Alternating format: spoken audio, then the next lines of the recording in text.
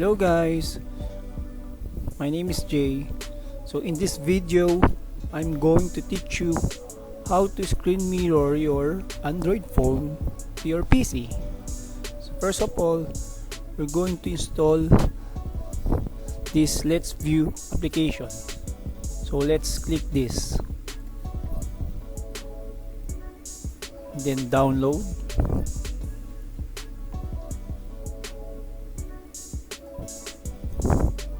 And then install. Click run. Install now. And let's open. So we need also to install the application into our Android phone. So after installation, we'll click the detect.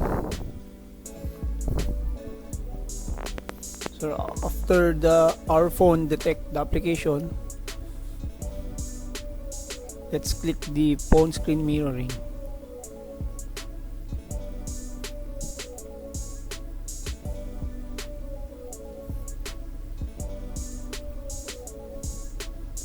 There you have it. So we are now screen mirroring our Android phone. Are new to this channel, so click the like button and please subscribe to my channel. So thank you for watching. Bye.